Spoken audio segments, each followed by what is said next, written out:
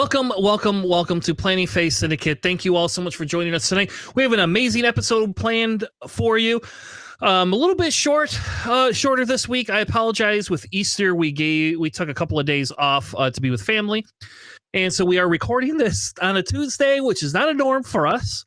But we are recording this on a Tuesday to talk a little bit about Showdowns, who won and who didn't win. Talk a little bit about Richmond Prep. And then talk a few more lists I found that might be kind of fun to play around with. Joining me on mic tonight is JJ. How are you tonight, sir? Doing all right. Had a great Easter. Had the extended family come down, and we spent a good Saturday with them. Got to play a few games. Got to spend time with the family. I got my daughter to start on season 1 of Rebels, and she's actually almost done with it. And so far, it's been great. We finished off Resistance. She absolutely loved it, and she still hasn't understand the time jump yet. So she's wondering why Kaz isn't around helping around Ezra and everybody. I'm like, that's because it's like 30 years before. But yeah, it's been great. Yeah, they had celebration, Star Wars Celebration last weekend too. Crazy enough, right? Like so many reveals. Man. We won't even spend. We won't go into all the reveals, but there's 2 new movies and a TV series coming out that I'm super stoked about. So, the mall is just chef's kiss, man. I am so excited for that. I'm trying to remember what I told you was going to be a guaranteed leader for set 17. I forgot what the hell I said. It was Pretty Boy. What's his name for Star Wars Starfighter? I said that he was going to be a leader for set 17. So yeah. Oh, the lead actor, whatever. Ryan Gosling. Gosling.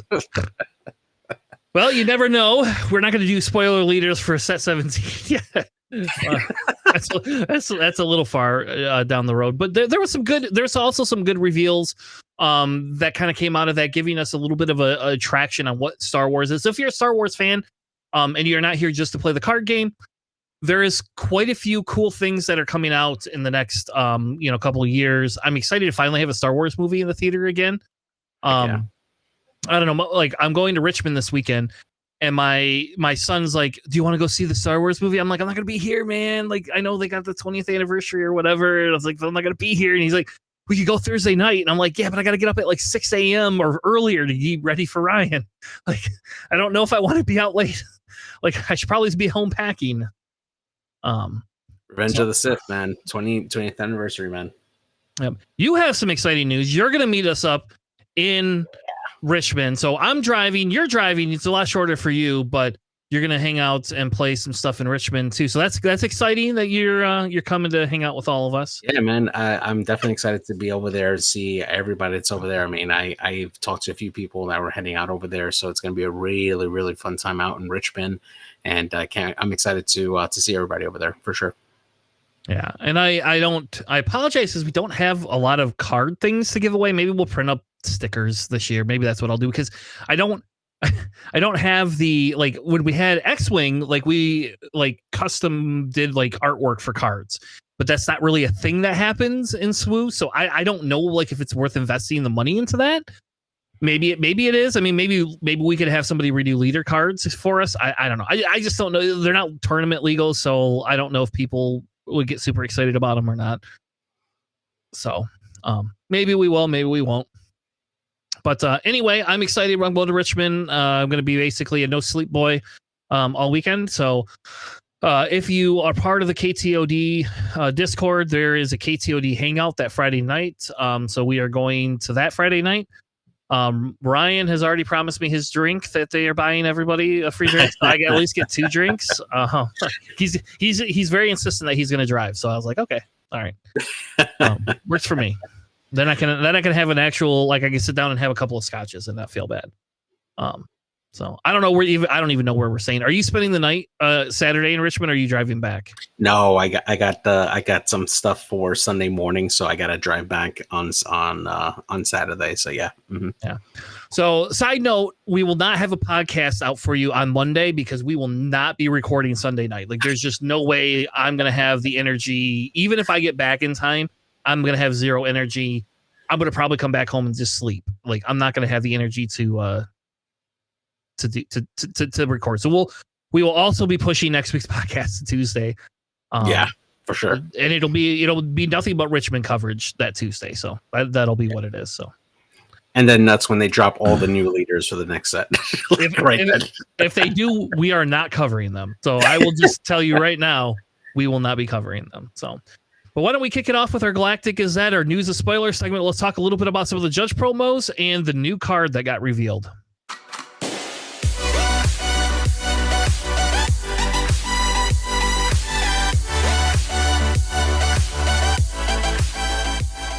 All right, welcome to our Galactic Gazette. Look at these judge cards, JJ. These hot judge cards were dropped this week, and I'm telling you, like, if you aren't a judge, you should become a judge because, man, some of these, like that Poggle is like that Poggle is amazing. That Ghost card is amazing. My favorite is the Ahsoka though because of her lightsabers, just like popping off the screen. I don't know. Like, I want that Ahsoka card so bad. That card is just like one of my favorites. Yeah, and it's kind of weird to me, right? Because you got the 3D effects or like the frame break effects for both the Ghost and Ahsoka, and to a lesser extent, Count Dooku, Maul, and the others just don't pop up as much as the rest, right? So, like, I kind of would do it just for Ghost and Ahsoka, really, because man, that Ghost card is probably the best card in this entire set. Like, it is just kiss, really good. Yeah, I like it. I like it a lot. Let's go on to the reveal. We don't have a lot of spoiler things, and that's fine. It's not spoiler season yet, thank God. We got so much to talk about list wise for this set, but they did release a thing that we missed last week called mass market booster packs. They are now going to be releasing specialized booster packs in, I'm guessing, Target. That's my guess, is because that's where Lorcana is. So my guess is you'll see them popping up in Target. But they didn't really say, but this is going to be the first set that they do that. So that's good news and bad news. Good news if you are struggling getting cards, which I don't think many people are, but if you are, it's good news. There'll be more places to get them. Bad news is I think that it's going to drive some of the costs for some of the stuff down because you're going to be flooding the market a little bit more. But I don't know if that matters if we pull new people in, right? Because then if they pull new people in, they'll be able to have a lot more to happen. Nice. Yeah, it's definitely great that they're at least expanding their market in different places where you can go and pick up the cards there. I didn't quite read it, but are they still keeping the same type of like rarity, right? Like, yes, it's not changing at all. Good.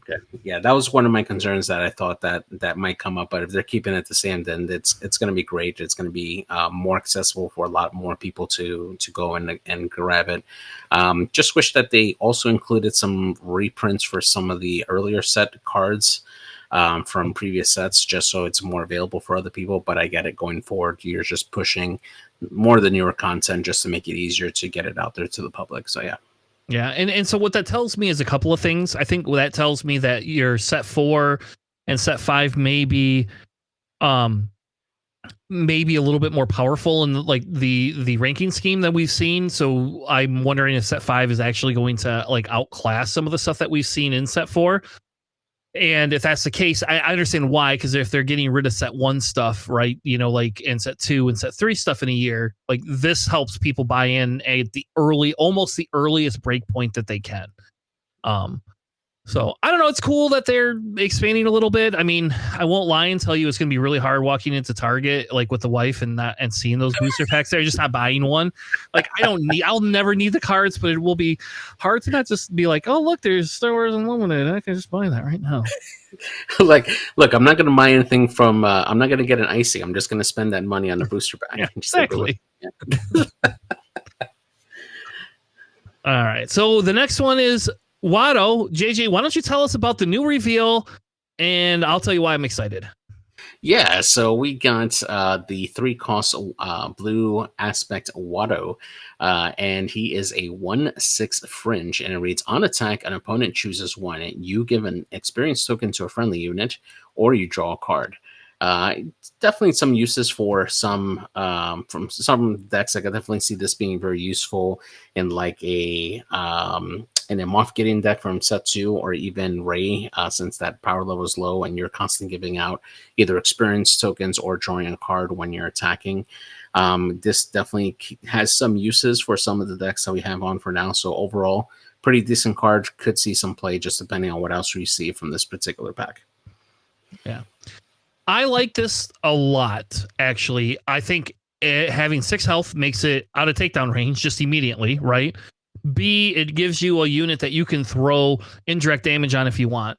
C, it's a fringe unit, by the way, and there's some cards in set 4 that give fringe units shields. Yes. So this card can now be shielded pretty easily. And then on top of that, it's basically as long as you have another unit on the board, and actually, I guess you don't have to have another unit. You can give a token to this unit. Yeah. You can make this guy, like, even in Ray, like, I still even think this is good in Ray, because you could play this down, and then, like, when it attacks, it's like, oh, well, do you want to, give it an experience token? Well, I could just keep giving it with Ray too. Like, so I don't know. Like, I think this card is crazy over the curve, at least in terms of like its health and like what it can do. Like, think of Dark Depression as a 2 cost. You got to do a damage to yourself to draw a card, or a damage to one of your units or whatever. Like, this guy is Watto. All I have to do is be able to attack with him, and I don't even care like what I attack. I'm just going to do that. And think about the Sentinel cards. Remember, there's like those double blue Sentinel cards you could just give to him, make him a Sentinel if you really want to. So now he's going to have like 9 health and 2 power. Like, it's just ridiculous, I think, what things you can do with this card. Heck yeah! I mean, I would put this in an Iden deck. I would put this in a pre-Vizsla deck. Because if I could give an experience token out, sure, I automatically get that buff. Like, it's super good.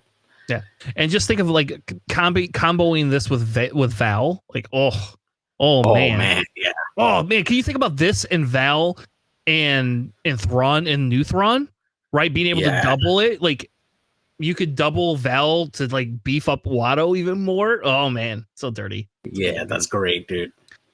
So anyway, those are that's the spoilers for this week. There you go. That's the news. That's the spoilers. Nothing super fancy. I just kind of wanted to go over the Watto card because I was excited by it. It's weird that he's blue though, because in Destiny he was a yellow leader. So I don't know. So that's a little weird, but. I mean, if only credits work on him, credits are blue in Star Wars, so I guess that makes sense. So, yeah. All right. So why don't we talk a little bit? We have our Academy training segment where we talk a little bit about cool different things that we feel. And what I want to do is we haven't done a let's prepare for a tournament segment in a little while. So I was like, I'm going to Richmond. I think it's a great lead in to actually discussing the meta, which will be the segment after that, and then some lists that I think are going to pop up. And I think it would be kind of good to do, hey, well, how do we prepare for Richmond? How's Tanner going to prepare for Richmond?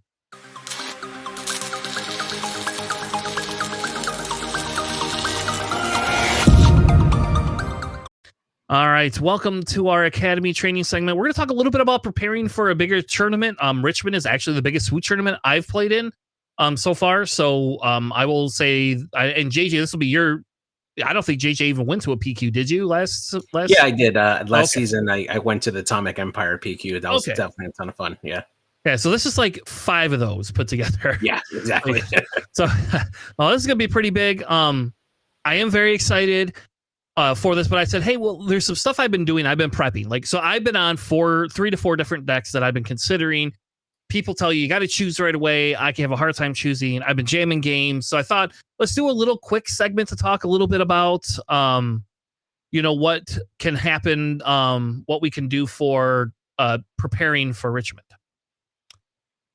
So essentially, these are kind of the decks I expect to be pretty prevalent. The bigger the image, the more prevalent I feel they're going to be. So Han, I think we're going to see Han like nobody's, but even without DJ, I think we still see Han. Though I do feel that we see a little bit more green Han. I could be wrong about that. I don't know. Like, the feel I get from playing online and locals is Green Han feels a little bit better into things and into Sabine's, and I feel that I feel like that might be the best bet if you want to play a Han deck, but we know red has been viable and blue has been viable in the past. So we might see all the colors of the rainbow with Han. You might. So, but those are kind of what I would think. I also think Luke's a big one because there's two reasons. One, you can get a Luke showcase. So, like, yeah, exactly. If you're the top Luke player, you could get a Luke showcase, and like, there's I don't know what 4 of those in the wild right now. So I don't know what they're worth. I know one of the guys for KTOD like took Luke and like took it to a top 8. So, it's a little hard for us to do like so I think you're going to see Luke because of the popularity at last and that was during the Django beta. So I do think Luke's going to be out there in force and people are going to be competing to try to get that Luke showcase. Hence why I'm not going to try to compete for it because I think there'll be enough people competing there for a Luke showcase. I also think like in the kind of the aggro meta, we're going to see like the Cad Banes, Sabines, and Quinlins. I think Quinlan is going to be very prominent. I don't know about you, JJ, but like Quinlan pops up around me all the time. Yeah, Quinlan's definitely one of the more common leaders I've seen in the area just because he's very, very consistent. Especially with red, you're just able to do a lot with Quinlan, and I think it's probably more popular than Sabine in my area for sure. So that's kind of what it is. Like those that I think the other thing that we kind of will see a little bit of is Bosk Blue. I think Bosk Blue had some success, especially after Django. So, and Bosk Blue has traditionally had success in the Sabine. Not as like I think now the thing is Sabine has the sideboard a little bit more for Han. I think Sabine still is a decent matchup into Luke. Like I don't think Sabine struggles too much into Luke, but I do think Sabine has to tech a little bit for some Hans there. And so are they going to fully kit out and tech against Bosk? I don't know. So Bosk actually could be a good meta call if you really want to play like a grindy control deck. I'm not 100% sure because when I played Bosk into it, I went 4-3 in the PQ. So I don't know. Like I feel Bosk is a really good deck, but like Bosk suffers if you get like just making sure that you don't like have to place mirrors. And like for the most part, like other control decks you're not as worried about. I will tell you what stomps all over Bosk is trench control, by the way. Yep. So yeah, so there's also Anakin. I think Anakin is very well positioned in this meta. Anakin can essentially is like your tower leader, right? It could just like Voltron, because without having to add a bunch of upgrades to him, like he doesn't need all the upgrades. He can just Voltron himself with damage on his base, and now he's got an extra 5 health to do damage to his base for. So we've seen a lot of Anakin. I have in testing. So if you're not good into Anakin, I wouldn't worry about it as much as like not being good into Quinlan or Sabine. But I will tell you that I think Anakin is a somewhat easy deck to play in terms of like what you resource and what you need to complete your churns. So I don't foresee I do foresee Anakin being a little bit more popular in a larger tournament, because Anakin is kind of like this. You're either going to stall them out and then win with your end game, no matter what, like a control deck, or you're going to be able to stall them out and then kill them in mid range with Anakin. One of the two things usually happens. So, yeah, I think it needs that new Watto to be part of that deck because I think that would just make him even better than for sure. Yeah. Yeah, I mentioned Cad already. I think Cad Bane is going to be out there in force as well. Kira. Is a thing that has come back. There's Kira, like 33 health data vault base. That's kind of like a Millish style control deck. And then there is, the ECL version of Kira, which is a little bit more the soft control mid range type thing.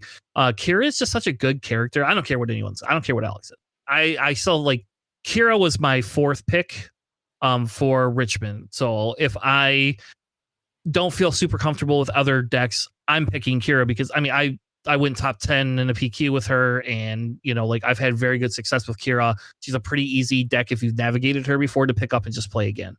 And she's really fun. Like she herself is a removal card. So Yeah. Yeah. And then I do think there will be some Gar. I do think Gar will be there. So watch out. Like, if you're running confiscates and things like that, make sure you pack that shit for Gar because he's gonna get upgrades.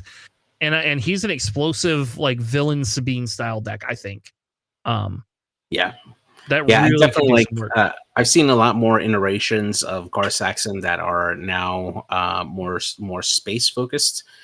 Because he does there's a lot more options now on the space side where you can start adding on pilots and different upgrades and stuff, and they all benefit from Gar Saxon, and with enough control cards and pieces to ensure that you can just keep your opponent's side down. You can definitely punch in some serious damage on that end with Gar. So definitely a wild card to look out there for this for future events. Yeah, and the one thing to watch out really heavily for is that lurking TIE fighter and covering the wing, because that covering the wing gives it a shield and creates an X-wing token for 2 costs. So when you're on your third turn, you're on 4 resources. If you've already played a TIE Phantom and they have initiative, like, they can play that covering the wing. It gives him like that buff, that base buff. So now he's a 5 attack ship, and he's got a shield, so you can't just swing into it and kill it. I had that surprise me the other day. And then they put a snapshot reflexes on it, and then I was just like super unhappy because that TIE Phantom just really put some work into it. But I think the other consideration is to know Pelps out there. I don't know if we'll see Pelp personally. I think there'll be some there. The problem is Sabine keeps Pelps down. So, like, if we didn't have Sabine, I think Pelp would make a big rising, because we do have Sabine. Sabine kind of keeps Pelp in check, I think. So I came up with a little bit of new terminology, a gonk droid. There you go. That's my new prep. We're going to call it G&K for gonk. Basically, it stands for get reps, never neglect, and know your deck. Those are the 3 keywords, I think, that, like, if we have to boil everything down, get reps with the deck you're going to take. So if you're considering 3 decks, you need like a minimum of 10 games is your, like, minimum threshold with that deck before you can even evaluate it. And then, in my opinion, you really need 10 reps into every one of the meta decks before you can say, yes, I know how to beat this deck or that. And so get reps playing your deck. There's ways to do it that we're not allowed to talk about, but there is ways that you can do that very easily. So getting reps in with your deck, I think, is kind of a no-brainer. But I always say, hey, that's kind of like the number one thing. If you're going to play a deck, get reps. Don't do what Tanner did and play Boss Blue like 5 or 6 times and then get drunk and swerve to Boss Blue at 1 a.m. in the morning before a PQ. Don't do that. I did that. If you didn't know. Yeah, I've done that too. The next one is never neglect your hygiene, your snacks, or your protein.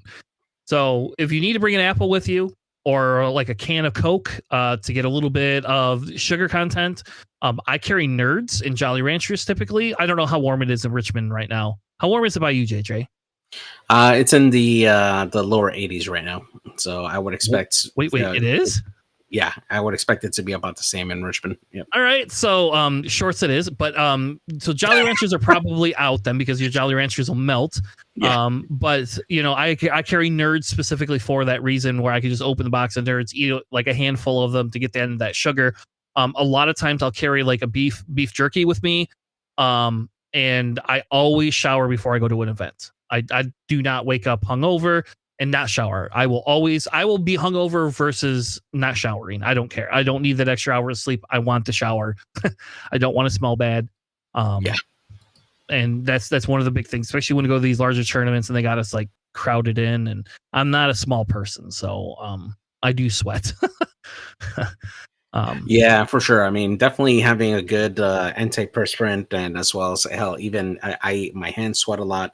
And that sometimes affects when you're playing cards, because they could get sticky off of that and stuff like that. Like, just carry some type of wipe to kind of, clean your hand from the extra sweat, or if you just came out to eat or something like that, having that extra good hygiene is always a great idea to have. And please, and I can't tell you how many times I've had games that have gone to time because in the middle of the match, my opponent has to run to the restroom because they decided not to do that in between rounds. And then they end up running out of time or rushing through stuff, and they forget particular triggers or turns and stuff like that. And it becomes a very big feel bad situation in that point. So please, please, please don't neglect your hygiene. Yeah. Yeah. And I will say that's a one disadvantage of running like a control deck. You don't have time oh yep I'm not going to eat anything today, so I don't have to use the restroom. And that basically all I have to run. When we were in Chicago, they have the bathrooms that are right around the corner, so like you can literally get in and out of that bathroom in like 3 to 4 minutes. So nice. The last one is the K. Know your deck strength and weaknesses. Understand what your deck does. Even if you don't know 100% how all the other matchups go, know what your deck can do and what you need to do to trigger it. So, like, they talk about lines of play. That's kind of the same thing as understanding what lines of play your deck has. Like, if you get the reps in, you should know. But really, the big thing is like if you have a deck that is nothing but aggro and is just going to go to base every single time, it's a pretty easy way to know your deck. You're just going to know you're going to struggle against certain types of decks that either can control your board or certain decks that can stall you out with sentinels, right? And you just know that that's a bad thing.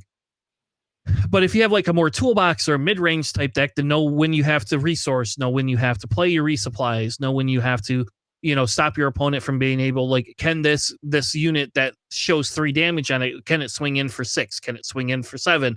What is the probability they have a Chewie in hand to throw on their stupid A-Wing turn 2? And you got to think about all those things. So understand your deck's strengths and weaknesses, I think, makes everything go better. Yeah, for sure. Yeah, definitely one of the hardest things too is like to, go blind to those weaknesses, because the last thing you want is for you to be caught by surprise, especially if you're facing off against a leader that you're not quite familiar with a particular combination not familiar with, and not being able to react to it can totally throw you off your game.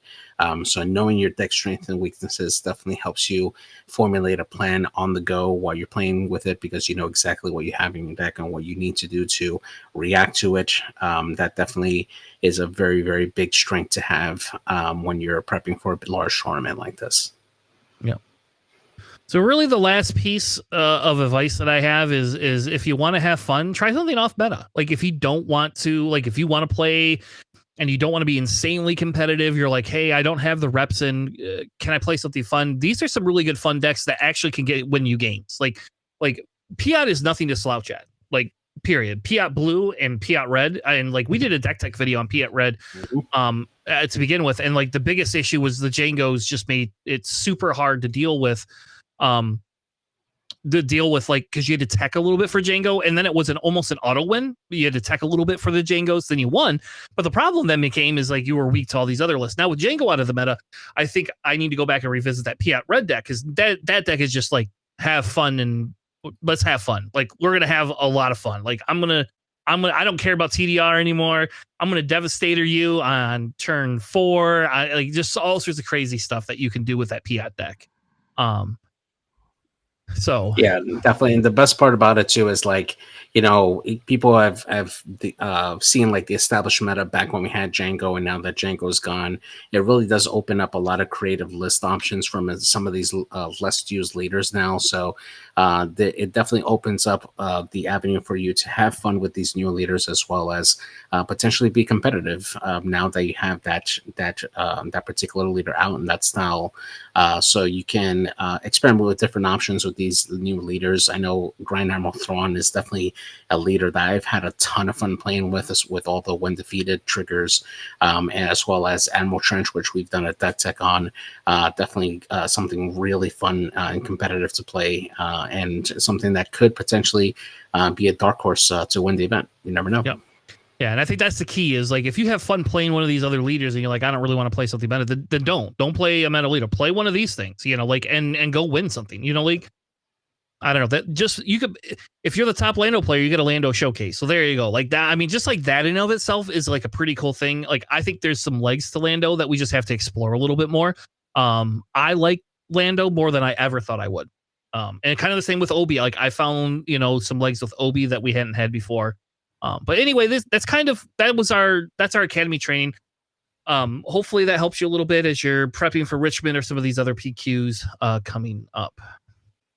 Now we're going to get into our Chaos of War. We're going to talk a little bit about tournament results, and then we're going to talk about some store showdowns.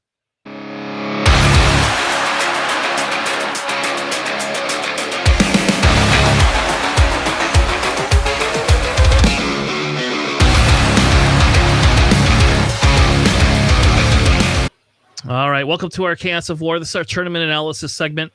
As you can see, Django's still top of the board, but guess what? It says ban, baby. No more wins for you. No more. And you know what? If no other leader can match Django's win efficiency for the rest of the season, right? Then they were 100% justified in banning Django. Like there's no questions asked if nobody can match this. Period. I mean, and you got to think Django didn't just make up the top 8, 21. There's 25 lists in the top 8 that made up. Right now, he is holding over 42.5% of the top 8 leaders in the meta. Crazy.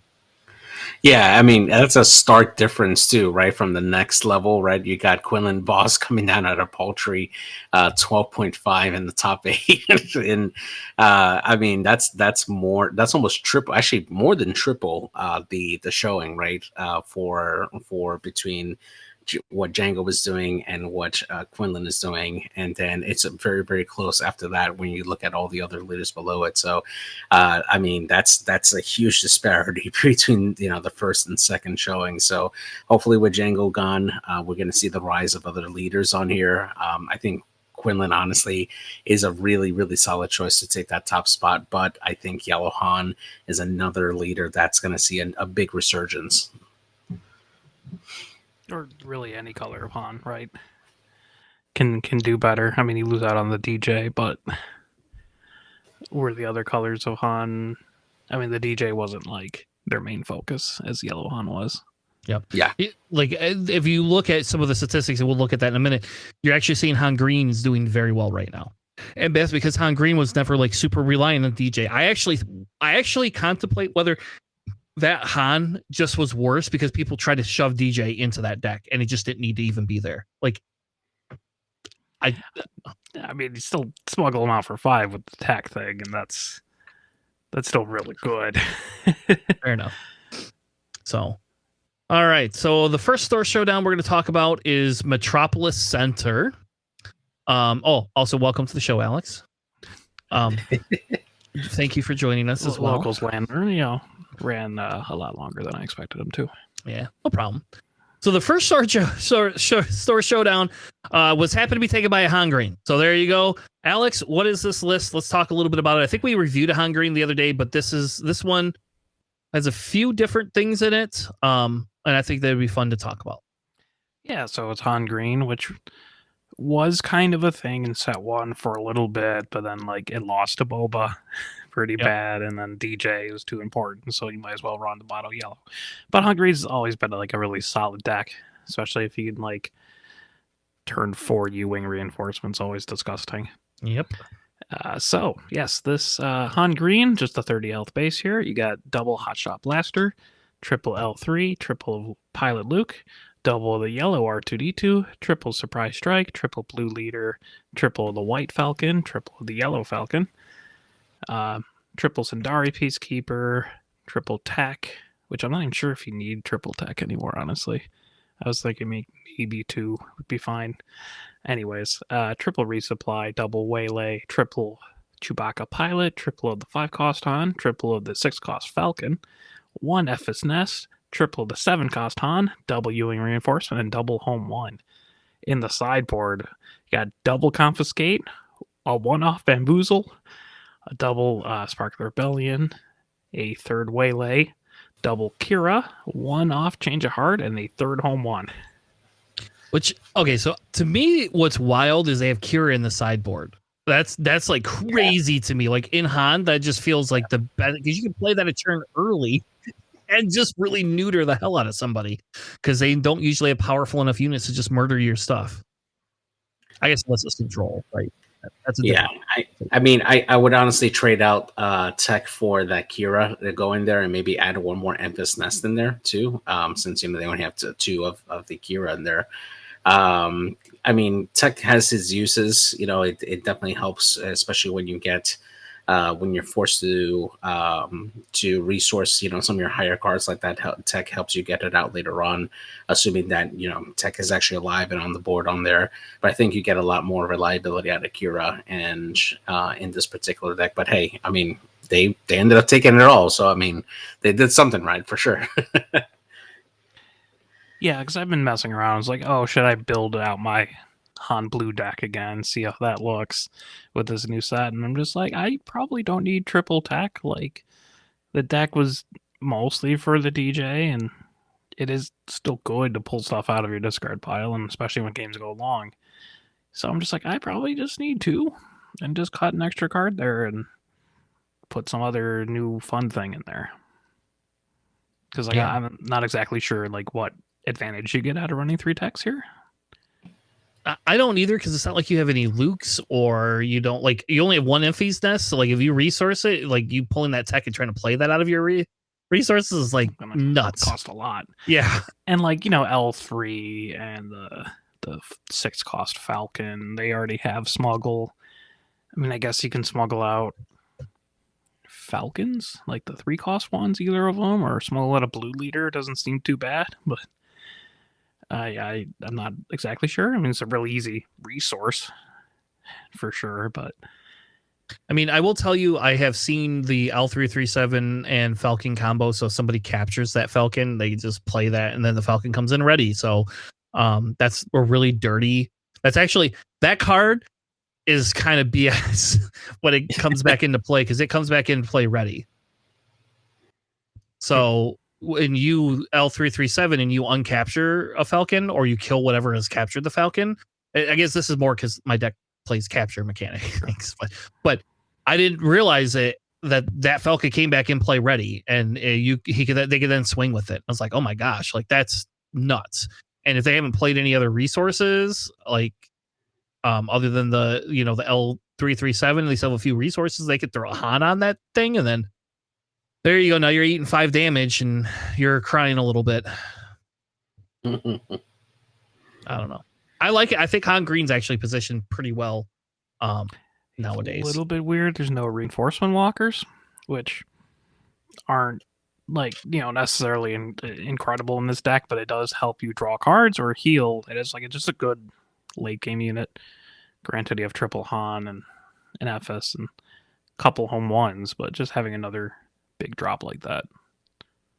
Yeah. Maybe that's my set one Han Green experience, And I don't know, like, am I allowed to say something controversial? Am I allowed to just say, like, I understand why people really like Chewie, but like, I just don't know, like, I feel like the Han unit is a million times better in this deck, at least. Like, I'm not going to say Chewie overall is a bad card, but like in this deck, like, I feel like those Chewie spots could be opened up for a few other things. Things. It's really good if you have Bright Hope, which doesn't exist in this deck, including its sideboard, which is kind of weird to me. So I'd probably run 2 Chewies. I mean, you definitely want the Han pilots in here because you're running 9 Millennium Falcons. Yeah, like or go the JJ Ren, just put one of them. That's it. Oh my gosh! You're fired, JJ. No, I mean, like Chewbacca's are very annoying for other decks to deal with for sure, and the +3/+3 can help out a lot. Even he could do something fancy like pay 5 for the blue leader, so it's a 5/5. You don't even have to ambush and shove Chewbacca on there. It's an 8/8 ground unit that your opponent has to deal with. Yeah, it's not fun. That happened to me, by the way. So good times. Yeah. Well, that's what that's what death skirmishers are for. Just tap it down, baby. Tap it down. Outmaneuver it. Hope to God that you can kill them before he gets to swing twice with it. Just use Akbar's ability. It's easy. There you go. That too.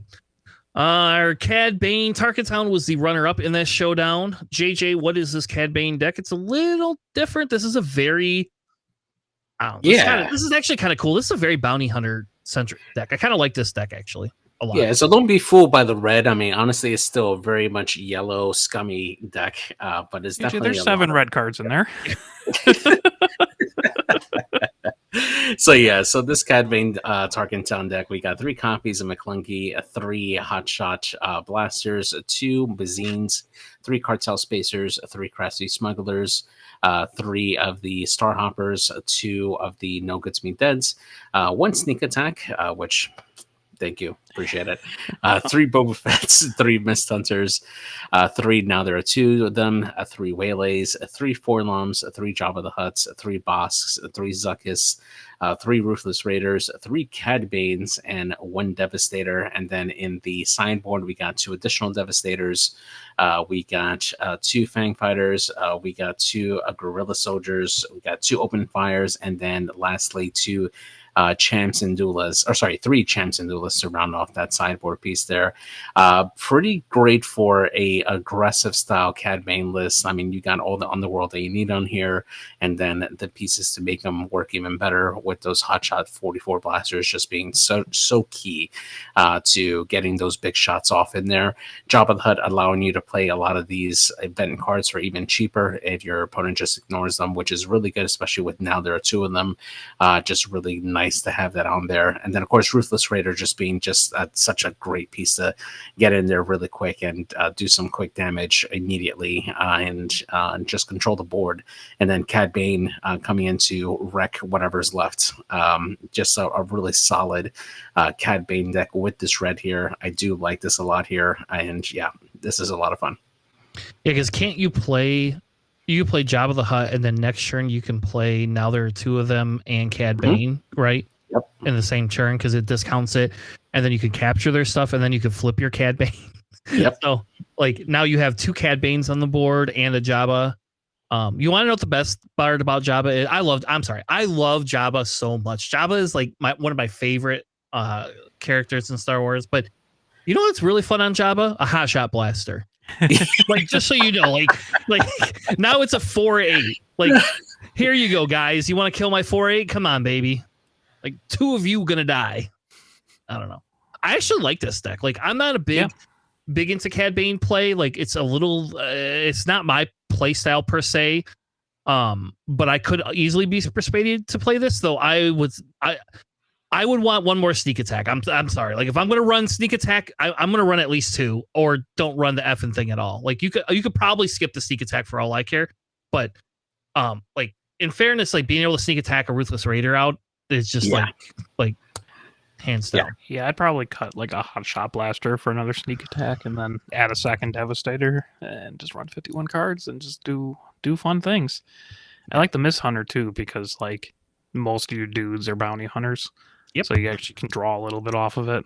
Yep, it's crazy. It's like anti Quinlan tech. That's what that feels like to me. Like, here, let me give you the Quinlan in the middle. Oh, you want to discard me? Guess what? I'm just gonna play one of my bounty hunters and get it on a card. It's not like a straight upgrade over like the punishing one is what you usually see in that slot. Mm-hmm. But like, you don't really need the re-ready. You'd rather have just the draw card kind of thing by and large. So I like it. I like it a lot. Yeah. I really like this deck.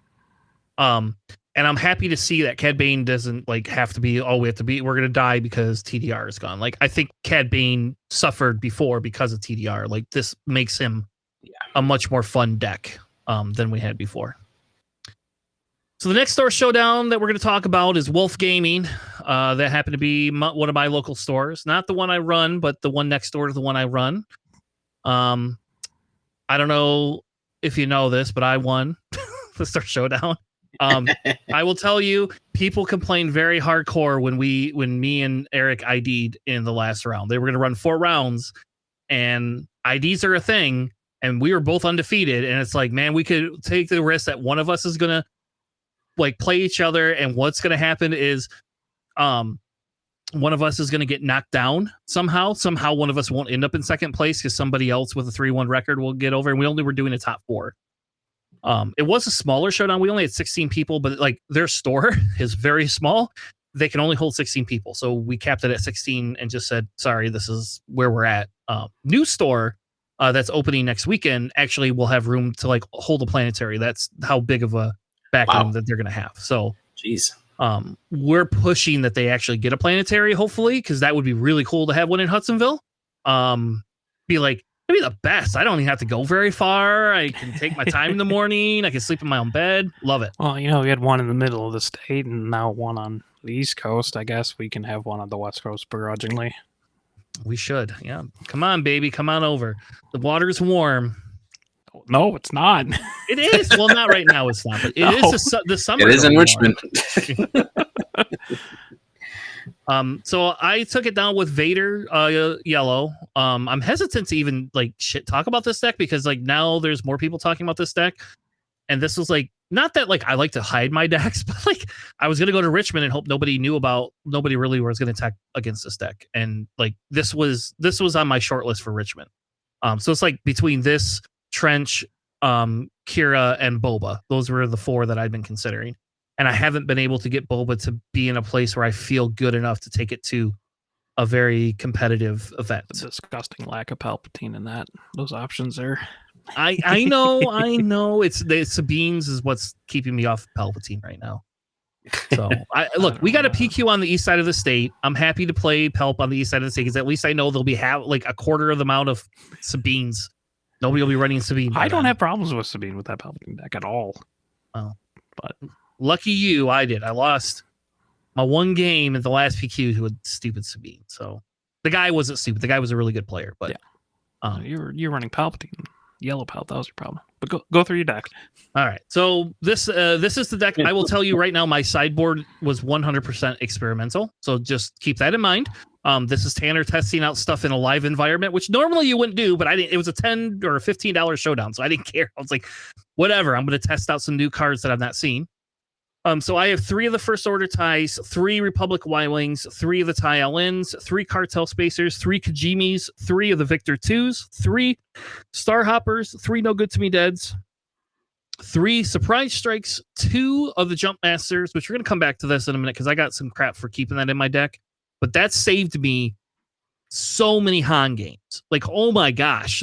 Just having that down so that their Han has to go through that with their stupid Falcon. I'm tempted to put 3 of in there, but I don't know. That feels greedy. Anyway, 2 Death Skirmishers, 3 of the Sanctioner Shuttles. I went down to 2 7th Fleet Defenders since we don't really have Jango much anymore. 2 of the AT Haulers, 3 Victor Leaders. I still have 3 of the Victor 3s, 2 of the Clone Squadrons, 2 of the Geonosians Fighter, and 3 of the Barrages, Overwhelming Barrage. Which you never cut that from this deck. It's the same you play it in Kira, you play it in Vader, you flip your Vader, they kill your Vader, or you Overwhelming Barrage the whole board. They can pick what they want to do. My sideboard was 2 barrel roll. Yep, 2 barrel roll. 2 of the all wings report in, 3 of the TIE Phantoms, 2 outmaneuvers, and then I didn't know what else to put for the 10th card, so I just threw the 3rd AT Hauler in there, which I brought into the deck against Han. That was who I used it against, Han, because I could push damage a lot faster. So let's talk sideboard a minute. The all wings report in, that card's gone. That will never come back. I'll never play that card again. That wasn't in Carbonites, man. Yep, and you're right. I think that's just has to be. I don't know. And I took the waylays out too, and you know how often I need a waylay, way too often. So I was trying to work around that playing the Frozen and Carbonites, and I think that they just so good.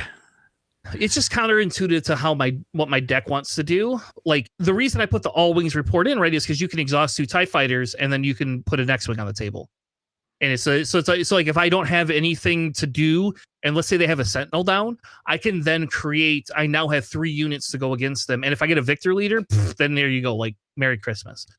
No, those Frozen Carbonites are late game cards, man. That's when you need to put them down. If they drop something huge, that's when you Frozen and Carbonite. Yeah. Yeah, and I agree with you. I think that we have to tweak this deck if I'm going to play this in Richmond, but I think the Frozen and Carbonites are probably a good call.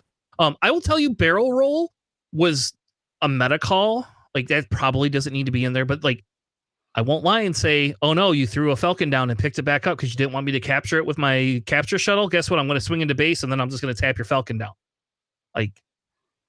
That was all it's there for. That's not that many Han players by you, eh? Yeah, I play 2 Hans. Yes, 2 Han Greens of all things. Which Han Green is not the deck you want to see with this deck. That's not my favorite deck to play against. And the Lurking TIE Phantoms, like the reason they're not in main is just because of all the blue. Like they're a great card if you're not playing against blue. Like I sided them in against Hans, and like that's for you. You have to kill this thing. You have to kill it, and then you're not killing something that I care more about. And if you put a Vader on that, that's super fun. Like let's tell you, if you can actually get that off, they have a really hard time dealing with that. That's fair. That's pretty hard out. Yeah. Outmaneuver. Don't get rid of that card. That's the best card in my sideboard. Period. Like never get rid of that card. So I side that if I could figure out what to cut in my main deck to include Outmaneuver, I would do that. Like I actually think it's that good of a card in this deck that it probably belongs there. But my No Good to Me Deads are just amazing. Like it's hard. Victor 3. You don't need Backstabber. All of them. All 3 Backstabbers. You don't really need all 3 of them though. Like my new version, the new version that I have, is a little bit different. Like I cut down to 1 Backstabber, and then I added Mining Guild ties in. Okay, I'm testing those out right now. Draw cards. Yep. But yeah, that's really the only changes. Oh, my sideboard I changed. I put Salvage in. I think Barrel Roll goes. I think you just get rid of Barrel Roll. I think Salvage stays though. That Salvage has come in clutch a couple of times. I'm assuming you just really want it for your clone squadrons and maybe a Victor 3 or Victor Leader, sorry. Yep, Victor Leaders and Clone Squadrons are the only 2 I care about in my discard. Or if your opponent was sleeping and didn't realize the stolen AT hauler hit the field yet. Hit the discard. Yep, that's true too. I have done that where they wait till the end of the turn and I have a Salvage and it's like, oh, I still got resources. I'm gonna play this. Thank you. Too slow. Yeah, for the most part, this deck is like very fast. Like I would consider this, I guess, a semi-tempo toolboxy deck. Like you can either just go to face or you can restrict them. And typically, once you hit 4 resources, you either are going to lose the game or you're pretty close to winning. Like there's no in between. You either win or you don't win. And Vader is nothing. Vader's like Kira, right? Like, and maybe that's why I like Vader is because Kira, like I use Kira to do nothing but she was like removal and like a unit that you had to get rid of. That's kind of what Vader is. Like, you know how many times I put Vader on the ground because somebody just passed against me? Like, oh, I know why you're passing. You're just going to bamboozle or No Good to Be Dead him. So I'm just going to throw him on the ground.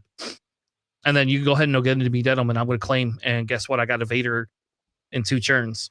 Or I got an Overwhelming Barrage target that you just didn't realize I didn't play yet. I don't know. So that's my deck. That's my one. I went, like I said, I basically I ID'd 1 game. I ID'd round 4. I went 3-0. I won all games for the first 3 games. So my first round opponent was a Gar Yellow. It's really, if they have a very low to the ground Gar Yellow and like a lot of pump cards is hard. But other than that, Gar Yellow is like not, I could put 3 times the units out that they can put out. And then I just have to save a tapper and Overwhelming Barrage for their leader turn, and you win the game almost every time. The next 2 I played were Han Greens though, so I played 2 Han Greens, both different. One was a Data Vault one, which we'll talk about because we rematched in the finals, and then one was just a standard 30 health base. And then I ID'd against the Han Red, the Han 3 Red. We ID'd. Because somehow we always get stuck playing each other. And so we ID'd, and then that way we wouldn't have to play each other in the top cut until we hit finals if we both made it. And then the Han Green eked him out and won and beat him. So I was like, oh, that sucks for you. Because that's like that Han Red is super fast like this one is and super fun to play, but it hates Han Green with a passion. Like it can, like that deck does not like Han Green. So what are your recommendations, Alex, on changing cards up? So you want Frozen and Carbonates in main? That's what you think? Oh, no, on your side. Oh, inside. Okay. Yeah. I mean, maybe a Waylay or 2, whatever. Just a little bit of weird aggro insurance, like they're going really hard into aggro and out aggroing you. It's not too bad to throw that. Or they got a really, really tall deck, like a Boss Green or like a Piat. Those Frozen and Carbonites would be really useful in Waylays. Yeah, I think the Waylay I miss the most. That one I definitely feel very shitty about not having. So some people are running that Outlander tie. I don't even know if you need that Outlander tie in this deck. I have seen that as well. It's okay, but it's also probably one of the earlier cards I would cut if I was cutting cards out of my deck. Because like I have Cartel Spacers in there instead of those. Like those are just a great turn one play sometimes, like against a Sabine and stuff like that. Like if you don't have anything else. Yeah, or like turn 2 or whatever. Mm-hmm. Yeah, now I have a Y-Wing. I could play turn 1 and claim and then use that turn 2 to tap down whatever shit they have. Because they never have anything on the board that's that bad. Because you can exhaust like Sabine with it if you play it. Yeah, that's true. Because she costs 4. It's like that is like, and nobody's running Death Scrimagers. Like, am I off and like running Death Scrimagers? Like that card. Your locals aren't doing that. I've seen that in my the ones that are by me. They're running the Death Squad. Yes, the Death Space Skirmishers. No, nobody else in my locals is running this. People didn't Really? like. People thought I was crazy for running this. I'm dead serious. Like, Really? I've been running this deck since day one of this set. So I was playing this deck before this set released on purpose. Like I was a little bit different. I used to have TIE Bombers in there, which I actually abhor the TIE Bomber. That's just such a that's a horrible card. Like, I don't know. Like, It's not bad. It's just very, very specific decks that want it. yeah, this deck does not want it. I don't even care to upgrade it. Like, I want damage. I don't want a TIE Bomber. You don't want to you don't want your opponent to spread out your damage in an aggro deck. Like that defeats the entire burst of an aggro deck. Yeah, but no, people like were giving me shit about Death Scrimagers. Like, they're running those TIE Phantoms over Death Scrimagers, and I think it has 1 more health and it can tap something down. And you just have to have a space unit, which if you don't have a space unit, 90% of the time you're probably just not winning. Yeah, that's on you with the style of deck. Like if you don't have a space unit. Yeah. I have all space units. The only units that are not space are the 2 upgrades. That's it. Everything else is a space unit. Like those Victors can go on the ground. And I'll tell you what, it's funny when They're everybody... actually not bad on the ground either. Yep. You don't want to know how to get around... I should say this publicly. You know how to get around Con Green? Because they're going to immediately just try to wipe your board with a Falcon. If you pull that Victor 2, just throw them on the ground. They will look at you and not know what to do. And then they're probably playing they're probably going to have to play a crafty then instead of what they thought they were going to play with a Falcon. Like, okay, you can have your 3 damage. That's fine. Like, Soul's Life. You aren't killing my turn 1 play. Now, I can't create a tie off of it. That's fair. But I don't care. I just get to do 3 damage to you, or 6 if I get Surprise Strike next turn. Yeah, having Backstabber is kind of just like, oh, he's like a 4/3. That's actually just a little bit annoying to deal with. Like, it's just frustrating to trade into like a pilot that you don't want to trade into. Yeah. And you know how many times I put him on the ground after they've used all their resources just to get the damage in for the next turn. Like, or if they decide to put 2 Concord Dons in space, well, I guess I'm putting my 2 Gon guys on the ground and I'm throwing Vader on the ground. What are you going to do now? You know, like I'll pick apart your units eventually, but I'm going to kill you on the ground while you're just wasting time in space stopping me. So I don't know. That was my deck. Let's move on to the runner-up. This is actually the gentleman from Too Many Hans podcast. That's who this is. Oh, nice. So nice.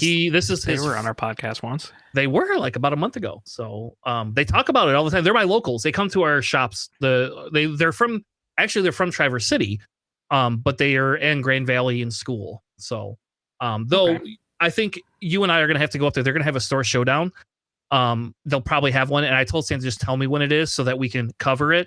But I think you and I need to go up there with like Trench or Palpatine or something like that, because he's the one I milled this Han deck out with my Trench deck twice.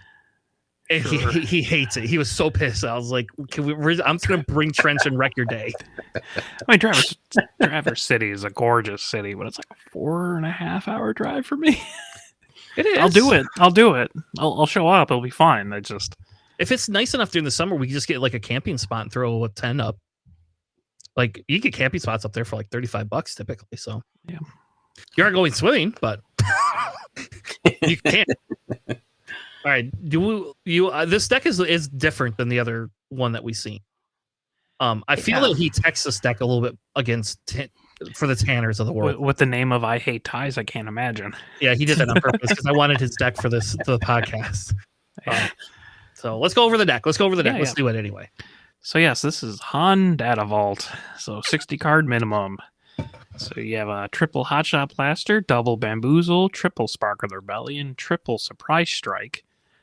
No first turn plays that cost 2 or less for units, by the way. Nope. Yep. Triple Blue Leader, triple of the White Millennium Falcon, triple of the Yellow Millennium Falcon, triple Tech, triple Resupply, triple Waylay, triple of the 4-cost Ahsoka, triple Chewbacca Pilot, triple of the 5-cost Han Pilot, triple Marauder. Love that ship, by the way. It's so good. Yeah, it's dirty. It's really nice when you have 9 Falcons. Yeah. Double Commandeer, triple of the 6-cost Falcon, double Enfys Nest, double of the 7-cost Han, triple Out of Aspect Luke, baby, double the Tantive 4, triple U-Wing Reinforcement, and triple Home 1. And night you have a 3rd copy of Bamboozle, double Clear the Field, which is, I love that card. It is disgusting. It's for Tanner. It's for Tanner. That's 100% the card for Tanner. I have it in my sideboards too. Double L3, double Bright Hope. Wild me, that is not main decked. Double of the neutral yellow Fennec Shand, and then a 3rd Tantive. Yeah. Against me, he sides in the L337s, Bright Hopes, Clear the Fields, and the other Tantive. That's what I think he sided in against me. Like Probably almost the his 3rd whole Bamboozle sideboard. too. Why not? Maybe, yeah, he might have done that too. I don't know. Like, and the funny thing was, is he was like, "Oh, I'm just gonna spark you first turn play." Okay, go ahead. Yeah, I don't care. I'm playing low to the ground. Like I'm creating ties, so spark me at will. I guess spark me when I have 5 resources, and that will start being a problem. Yeah. When I can't drop my big stuff. When you get my victor, and you know what, my victor leader win every time. That's what got me to think I just need salvage, because if people just you don't need victor leader in Vader deck to win. It just makes it easy. It just makes it so that you can accelerate the timeline by 2 turns. But I don't know, salvage just works against it. But this deck is crazy. Yeah, this is crazy. His turn 1 play was either Spark, Blue Leader, or either one of the Falcons. Or he could do, if he has nothing else, he'll do Resupply. Sure. Against other people. Your hand. Yeah, this I'm telling you, Sam was playing with 1 card in hand, 2 cards in hand the whole game. The whole game. That's why he has Techs in there. Because Tech them, because you have to kill Tech if you want to stop his gameplay. If you don't kill Tech though, his gameplay is gone. And that Marauder is BS. Just as an FYI, I hate that ship so much. I love Marauders. They're so good. It is. In this deck alone, it is amazing. Yeah, I have it in my Hera deck because you run a lot of the same. You got a red Sabine and a yellow Sabine. You got some Echoes. You got, blue Hera, green Hera, kind of stuff like that. I'm also not saying successfully yet, but I'm working on a Hunter deck as well. Yeah, and that makes a lot of use out of the Marauder because that's kind of the whole shtick. Yep. It's an underrated card. It's nice to just ambush and also get a ramp. Yeah, and if you're a Han player, right, you don't actually care as much because you're you don't have to worry about it because you could play that at a cost cheaper technically because you're resourcing a card, and then so you basically pay 1 extra resource. You could get out of turn early, and then you also get to ramp a second time, so you could deploy frickin' Han in the same turn. And because you're Han, you control what resources you are dumping off of his ability, so you can put in exactly what you want in the discard pile of what's on the board. Yep. And set that up even better. You and with tech, because you put it back into your resource pile, you can always smuggle it out later. Yep. And Sam is actually really nice, and I don't know where he learned this, but he actually sets his sideboard, and I'm sure it's for him. But man, when you watch him discard that card, you see, oh, is that a Marauder that he just discarded, or is that or I'm sorry, not a Marauder, an Ahsoka, or there's Chewie he just discarded. Well, I know what the fuck's coming if he's got that on the board. I know a Marauder is coming next turn, so I'm gonna claim and forget the 2 damage just so I can swing with whatever ship he's gonna kill, which is usually my victor leader. He did not like my victor leader whatsoever. Every time he stripped the victor force leader multiplier, and that's really big in this kind of game, And he just had to get rid of it. But man, don't play against hand hate decks with this one. No, I thought he would have lost. Well, I guess Eric wasn't running Quinlan. Eric was running Han 3 red, so that's why. Yeah, I like, to me that's the only thing that this would suffer majorly against. Yeah, is like a Quinlan, like really bad. Or if you got a Ray, like a Ray hand hate deck, which we aren't seeing a lot of right now, but I think could be viable. You're seeing it in other, not necessarily Ray, but you're seeing it like the Anakins, or I think Wu just posted something about like chariots, right? It's just the Force stuff is really nice. Yeah, and I will tell you that Luke is silly. Like, I don't agree with that Luke choice, but I understand pull it off why. U-wing. Yep, and if he gets the Luke down and you can't take care of Luke, you're out of the game. Like, you've lost against this deck, basically. I was gonna say, how many times did he actually end up playing Luke? Against me in the 5 games we played once, and the game he played it, he won. So I conceded and moved on with my life because it wasn't worth, like, I could do 4 damage and he'd heal 3, and it's like, this is boring. I'm just gonna go to the next game. So congratulations to Sam. This was Sam's deck. 2 Mini Hans podcasts. If you haven't heard of them, we have an episode with him about a month ago. We'll probably have him on the show again. He's going to Richmond with me, so he might be on our Richmond show. I don't know yet. Nice. But he is going to Richmond with me and Ryan. So we're sharing a hotel and riding together. And yeah.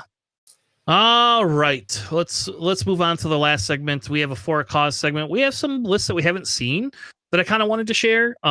They are ones that did make some tops. Our names on them, but I didn't make them. Like, these are not my list creations. Just, I'm gonna give that disclaimer. This is not Tanner's list creation. This is how Swoodle DB does it when you copy something in from a JSON. But I found a couple of lists. I thought we'd cover a few of these, and I don't know. Seems like fun.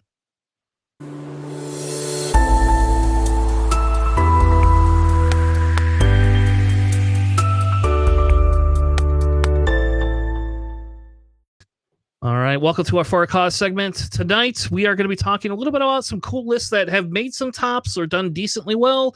In Store Showdown, since we haven't had any really major tournaments since the Django shakeup, I thought it would be fun to kind of cover some lists that, like, there's some lists I just feel like I like a lot. And like this Poe list, I don't know. I like this Poe list quite a bit. I think this looks really cool. It's like, this is what Sabine might be once Sabine's dead. So this is a very Sabine feeling list. But JJ, why don't you cover our first Poe Dameron ECL list? Yeah, absolutely. So we got the new JTL Poe with ECL. We got 2 copies of R2D2 and Rebel Assault, along with Timely Intervention Battlefield Marines.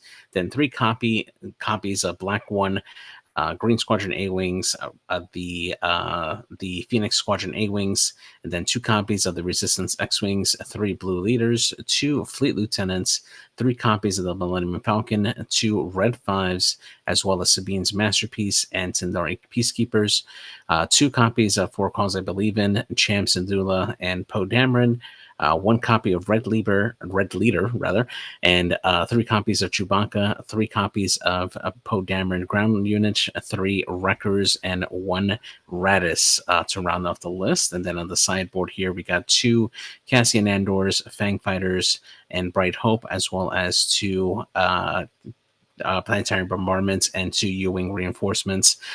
This list likes to play fast, and you have a lot of great options, very cheap starfighter units that you can deploy Poe into, so that we can buff them and give them plenty of boost on there.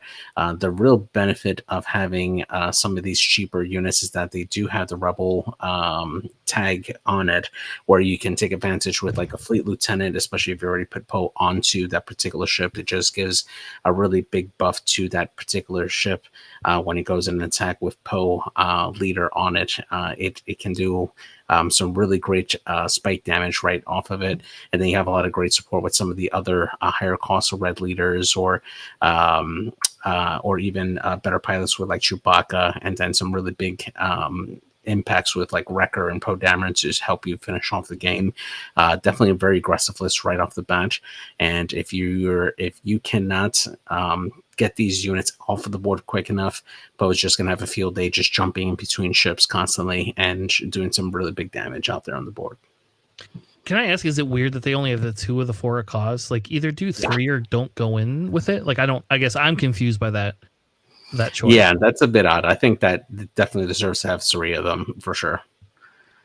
Radis is kind of interesting too, because like Poe is always a resistance card, so it will always have Sentinel. And it's neat.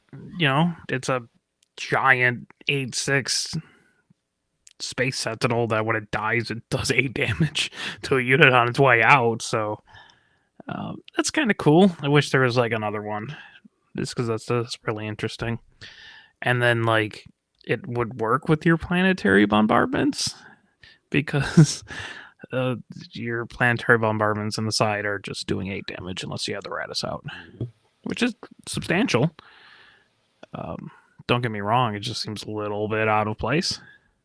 It's like the new, I think it's okay. I was told it's designed for control decks like you and I play. Sure, like that's the only time they bring it in. 8 damage, I get it, but okay. I think it's really high for 8 damage though, right? Yeah, especially because if I have units out, I can spread it across and not just Yes. eat in the base. Yeah, it's not like for a cause being 3. If you play 2 of them in a row, that's 8 damage, right? Typically, but that's good 8 damage because of the fact that like you just stick it on their base, they don't get a choice. And I you can stack your Yeah. upcoming hands too, which is very convenient. Yeah, I am not in favor of the planetary bombardments. I was asked if that was like a viable card in like a Sabine type deck, and this is obviously a Sabine style type deck. I don't personally, for me, I would say no. Like it's great against the trench deck, I'll tell you that. But like outside of that, everybody else is like even Pelp runs units, so Right. you know like it's not the end of the world. Like yes, and against my trench deck, if I don't play a unit. But if I know you have that, I'm flipping trench and leaving them on the board so that you have to, so I could just absorb the damage there. So I don't know. I don't know. It's a very weird call, and they don't have any bright hopes in the main either. Like that's another like feels like that could just be a great card to put Poe on. You know, like you could do it because then they could swing into it and it doesn't kill the thing, right? And then Poe's on there, then Poe can hop off after you don't need the Sentinel anymore. Yeah, I mean, like it's okay. It's just the 2 attacks kind of low for what you're trying to go here. Yeah, I guess. So I don't know. It's a cool deck. I think this is a cool deck. It's different than the blue deck I'm running. So the main decking Champs Adula is a little bit weird to me. Yeah, I don't know why that is either, other than people like the 5/4 body for 4 resources. I guess to me, you it can just feels ambush like it out at 4, which is nice. I guess, you know, that's 5 damage, and like if they ramp past you, you get cool stuff out of it. It's just a little bit strange to see it in the main deck, in something like this. Yeah, I would agree. And no BB-8s. There's 0 BB-8s in this deck. It's tragic. Like, where's my BB-8? Granted, your resistance units are like your black one, and the your Radis, and the resistance X-Wing. X-Wing. Sure, which is just a 2/2. I don't know. It is what it is, but I think I like the BB-8s. I would put tactical bombers in this too, but I'm just a huge tactical bomber fan, so yeah, those things are nuts. So that's just me. Like that's the difference. Like that's where the BB-8s come in. Is really genuinely for that and Poe shit. But yeah, put Poe in that tactical bomber. Oh, I've got like a mono red Poe deck, and you just have that tactical bomber, and you're just like, cool, aggression readies it, keep fighting, readies it, and then you can play stay on target, and then just draw 3 cards. Don't worry about it. It's silly. Yeah. All right, the next one is a Piat Target Town, which I have not seen people running Target Town with Piat. I was running the thermal oscillator base with my Piat. So we're gonna cover this deck. Sure. Is this a different deck, Alex? What's this deck? Because there's a couple of cards that are just really weird in here. Oh, we'll get to those. That's wild. So this is a Piat Tarkin Town. It's interesting. I kind of want to try it because it seems really wild and no one will see it coming. But it's got triple Daring Raid, triple Force Choke, double Grenade Strike, triple Prepare for Takeoff, which is, I'm sure, very, very useful in this deck. Double Shoot Down, triple Super Laser Attack, triple Merciless Contest. Seems a little bit suspect for that one, though. You don't want those late game. Double Open Fire, triple Piercing Shot. That's just dump the shield token and deal 3 damage to that unit. Yep. Yep. Triple resupply, triple of the MC-30s. That's the 5/5 Raid 1 Overwhelm capital ship. You got triple Overwhelming Barrage, triple the Resupply Carrier, triple Ruthless Raider, double Planetary Bombardment, triple the Arkenton's Assault Cruiser, triple of the Red Devastator, and triple of the Green Devastator. In the side, you have triple Relentless, which is normal. You got double Legal Authority, which is interesting, but I can see why it would work because you have a lot of high power stuff in here. And then you got triple Jam Communications. The yellow heroism 1-cost event that looks at your opponent's hand and discards an event, which you're paying 5 for. And then double Spark of the Rebellion, because this is a set 1 Tanner deck, I guess. Yep. Which you also have to pay 6 for to rip a card from their hand. And you have Dark It Down, Don't forget that. Yeah, I don't know. Like, the only pinging you're doing is Grenade Strike, right? And, like... Well, you got Daring Raids, Force Chokes, Shoot Downs, Piercing Shots, Open Fires. But... It's like they're all doing damage. 90% of the time, Force Choke murders the whole unit, right? Like, that you're going to target down at least. Yeah, you shouldn't need to darken down something after you Force Choked them. No. Unless it's like a Luke or something, right? Like, unless it's something huge. But, Force Chokes are good. They're always fine. Those are fine. It's great in the Sabine. They flip Sabine and then they draw a card. Because Sabine's gone now. And now I have precision shots, which just makes 0 sense to me. And Merciless Contests feel okay, I guess, because the super laser text. It's good early game when you have no units on board, but it's terrible late game when you're dropping all your capital ships. I mean, I guess you can get rid of the resupply or the raider if necessary, because the resupply already did its thing and the raider at least does something on its way out. But a little suspect. Like, it's fine. It's just like if you're trying to do a weird control thing like this, I don't know. This is like, I'm going to control you for the first couple of turns, and then I just decide that I'm going to play big units and hope you can't remove my 1 turn units. And right, which is kind of like what my Palpatine Tarkin Down deck does, right?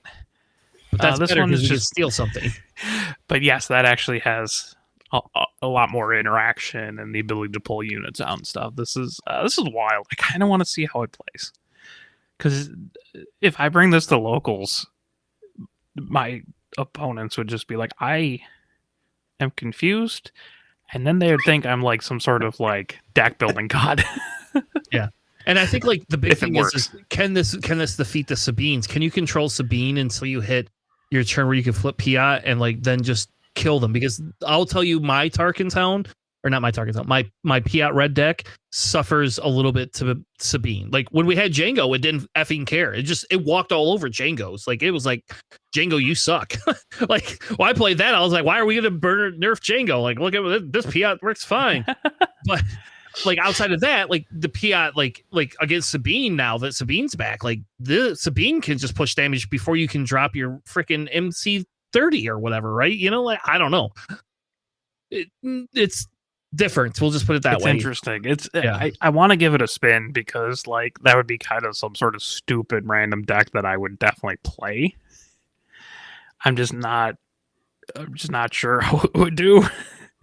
It's kind of wild. It's really wild. Sentinel in this whole deck too, right? Yeah. Where's my Dark Phase Troopers or my Cell Block Guards or something? As long as I don't drop or draw, literally half my deck that costs 5 or more in my opening hand, we're good. Yeah.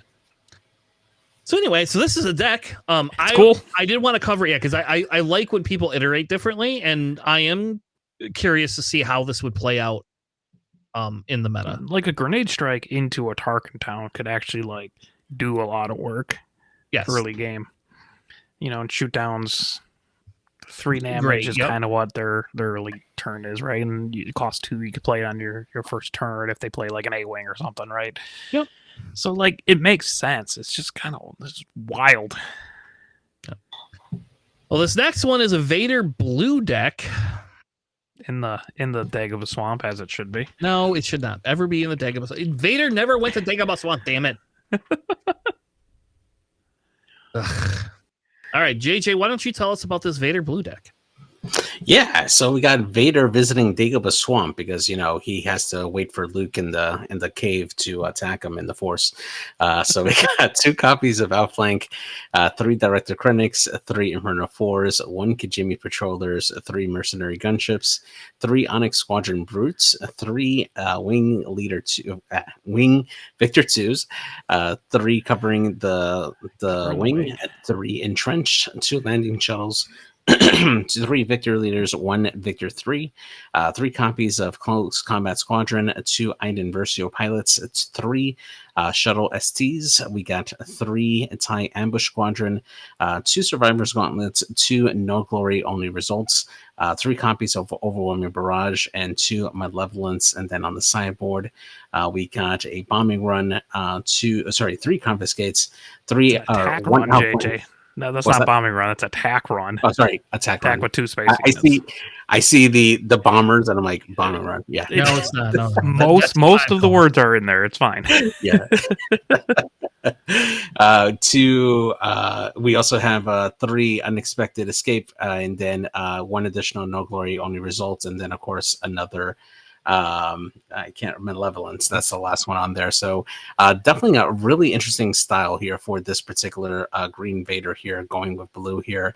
I definitely like the inclusion here of the Entrenched, which will definitely help some of the opposing units, ground units, as this is pretty light on ground units, from preventing them from going into your base and just keeping them kind of arrested there, which of course you do have to worry about Krennic, but you can also just put that on Krennic if you need to, and just make them a monster, a 5/5, to make sure that they don't go in there. The Mercenary Gunship is definitely a choice for this particular list here. I don't know if I would have included it as part of the main deck, but it's still really cheap. 3/2. Early play. You can crash into something, right? Yeah, exactly. But for that, I think I probably would have went with the Kijimi Space Squadron. Like include more of those in there, and then have an extra card of something else. Maybe another landing shuttle. The I think First Order TIE Fighters that gets raid 1 or raid 2 or whatever with a token unit. Yeah, exactly. So, like, I think I probably would have done that. But still, it's still a nice ship to have on there, just to force your opponent to either spend or deal with that particular ship, and you can just slam into, one of your opponent's ships as well. But yeah, this definitely is really good space heavy. I definitely love the Survivor's Gauntlet on here as well. That's a nice addition to this particular list. And yeah, definitely does a lot of great work. That Overwhelming Barrage, once you get a good unit like souped up, can be absolutely devastating. So yeah, great. So I will, in this deck, I actually will defend that TIE Ambush Squadron card in this deck. We've been trying it in the yellow, and I don't like it. I just cut it to forget this card. But because Krennic gives us a discount, if you have Krennic on the board, this card only costs 3, and essentially you're getting an ambush unit and 2 ties out of it for 3 cost. And because of that, it makes it a little bit more worth it, especially if you need that 2 damage to like get into something so you can kill it. That's why it's really good. It's also super, super good for that clone ship. Like, I don't know. I only run 2 of those clones, but like sometimes I wish I had 3 because I have to resource 1 right away. And like I think like that card just by itself is just super amazing. In this deck, they're not going as wide as like the yellow. So that's what you got to think. That's the difference. This deck doesn't go quite as wide as the yellow deck does, but it can if it needs to. And you just think of putting like, you could put a shuttle, and then you put that stupid Iden on that shuttle, and then fucking entrench it, and you just take care of anything they put in space. It's gone. Like, you have 1 unit that's not going to ever attack a base, but man, they ain't doing anything to that unit. That becomes a 7/9 with a shield token that can take shield tokens from other places. So, you played a Krennic. Krennic don't need that shield no more. You just move it over to this thing. Oh, they played a unit with a shield? Guess what? Let me take that shield so I could kill you. Oh, Luke, you thought it was cool to play a Concord down and shield it? Yeah, that shield's mine now, and I'm gonna kill your Concord. When played, when defeated. I know. So you're getting it a couple times, but yes, it's good. What local hurt them so much that they need to run triple copies of Unexpected Escape in their sideboard? I don't know. That's crazy to me too. What did they do to them that they're just like, I need triple anti-capture tech in my sideboard? Probably ran to Annihilators. That's what it was. No, it's probably Vader Yellow, man. That's probably what it is. Is that Vader Yellow? They're like, well, you have 3 units that capture. Like, Cad Bane's a thing, I guess, too. But like, what do you? Why? Just run something that'll kill it instead. Yep. Also, love the Survivor's Gauntlet. Criminally underplayed card. Very fun to deploy Vader onto something, swing with it, and then swing with the Survivor's Gauntlet and put Vader on something else, and then swing with that unit. Yes. Kind of daisy chain it a little bit. It's like Poe. Yeah. But it's just a 1-ship combo, but it's a Poe. Right, but now my other ship gets +5/+5 instead of +2/+1. Yeah. Okay, so oops, there's that 1/1 TIE fighter that now has Vader on it that you could swing with the Survivor's Gauntlet and then move Vader over to it. Right, or like, hey, clearly you're setting this ship up to deploy Boba or something on there. I'm just going to move your pilot onto that ship. Yep. So then your guy's not going on that ship and your other ship loses health or whatever, Yeah. I actually like it too. I agree with you. I think that's a good include in this list. I tried the Krennic shuttle in yellow, and it didn't do enough. It was nice having that shield there so they can't kill it right away, but that's about it. That's all I got. Also pass off that shield to whatever needs it when you play it immediately, which is cool, but yeah, it's just a really high cost for that. Yeah, very useful in like a yellow Vader. No. I tried. Hey, outflank too, which is wild. Just attack with 2 units. Yeah, some of these I don't understand. Like whatever, I guess I get it. Like I get it, but they don't have surprise. There you go. They don't have surprise strike, right? So they don't have rebel assault, right? Yeah. So so that makes Imperial sense. Rebel assault at home. All right, the last deck I want to cover is a Kaz Petronaki deck. I don't think we covered this deck, and this is from before Django times. Like this was around during Django times and did decently well, even against Django. So I thought this would be pretty good to cover just because of the fact that I think this deck becomes more relevant, especially if you want a more aggressive Han style double yellow deck. This fits that bill quite a bit. So I don't remember who we're on for list cover. I'll do it. It's fine. Okay. Yeah, so Kaz Petronaki Arena, the 26 health yellow base that gives your leader unit you control +1/+0. Kaz does turn whatever he deploys into to a leader unit, so they do get the extra 1 there. That's what they're doing in theory. So you got triple Cartel Turncoat, triple Jam Communications, double the Hotshot Blaster, triple Fireball, triple L3, double Leia, triple Lux, which is it's really interesting. I'm sure that's a holdover a little bit from Django. Triple Surprise Strike, double Bodhi, triple the White Falcon, triple the Yellow Falcon, triple the Stolen AT Hauler, triple Waylay, double Kira, triple Cunning, triple Cantina Bouncer, triple Han Pilot, and triple Mando Pilot. In the side, you have double Bamboozle, double Breaking In, double Sparkler Rebellion, triple Commandeer, and one speeder. Randomly dilapidated Ski Speeder.